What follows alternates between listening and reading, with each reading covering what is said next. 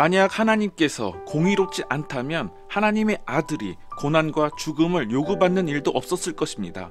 그리고 만약 하나님께서 사랑이 없는 분이시라면 하나님의 아들이 구태여 고난과 죽음의 뜻을 품는 일도 없었을 것입니다. 그러나 하나님께서는 공의로우실 뿐만 아니라 사랑이 참으로 많으신 분이십니다. 그래서 하나님의 사랑이 하나님의 공의를 기꺼이 충족시키려 하는 것입니다. 하나님의 율법은 마음을 다하고 성품을 다하고 힘을 다하여 여호와 하나님을 사랑하라고 요구합니다. 그러나 우리는 너나 할 것 없이 하나님이 아닌 다른 것을 더욱 사랑해 왔습니다. 죄란 바로 이런 것입니다. 하나님보다 다른 것을 더 좋아하고 하나님이 아닌 다른 것에 더 높은 가치를 매기고 살아가는 것, 이것이 바로 죄입니다. 그래서 성경은 모든 사람이 죄를 범하였음에 하나님의 영광에 이르지 못한다고 말합니다.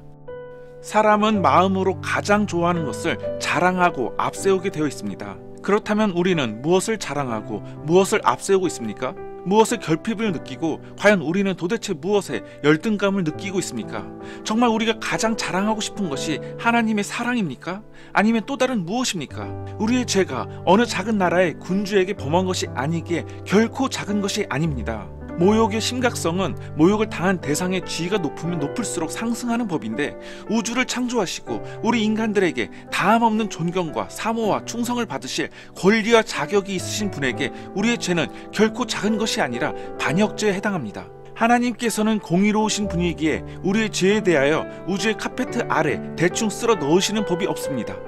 죄에 대해서 거룩한 진노를 품으시며 죄의 삭은 사망이요 범죄하는 그 영혼이 죽으리라고 하나님께서는 그 의지를 분명히 밝히셨습니다. 모든 죄에는 하나님의 거룩한 저주가 덮여 있습니다. 죄를 벌하지 않는다면 불의한 일입니다. 죄를 벌하지 않고 지나간다면 하나님의 위신이 떨어질 것이고 거짓이 판을 칠 것입니다. 성경은 다음과 같이 기록하고 있습니다. 무릇 율법 행위에 속한 자들은 저주 아래 있나니 기록된 바 누구든지 율법책에 기록된 대로 온갖 일을 항상 행하지 아니하는 자는 저주 아래 있는 자라.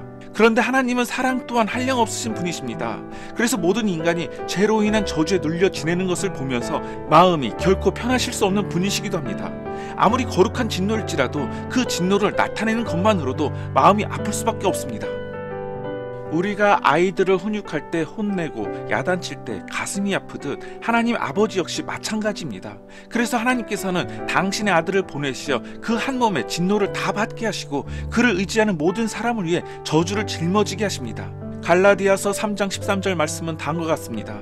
그리스도께서 우리를 위하여 저주를 받은 바 되사 율법의 저주에서 우리를 속량하셨으니 이처럼 하나님의 아들이 화목 제물이 되셔서 하나님의 진노를 무효로 돌리지 않고 자신의 한 몸에 다 받으시고 그로 인해 우리에게 닥칠 하나님의 진노의 몫을 친히 담당하셨습니다. 이렇게 해서 공의로운 하나님의 진노는 취소되지 않고 다 쏟아 부어지게 된 것입니다. 우리는 결코 하나님을 가볍게 여기거나 그분의 사랑을 사소하게 생각해서는 안 됩니다. 우리는 우리의 죄가 대단히 심각하고 우리를 겨누고 있는 하나님의 진노가 서리빨처럼 공의롭다는 사실을 똑바로 인식해야 합니다. 우리가 하나님의 공의를 모른다면 하나님의 사랑이 얼마나 크고 경이로운지 알 수 없습니다. 그러나 하나님의 은혜로 우리가 쓸모없는 존재임을 깨닫게 되는 순간, 그리고 그리스도의 고난과 죽음을 생각하며 우리는 이제 말할 수 있습니다.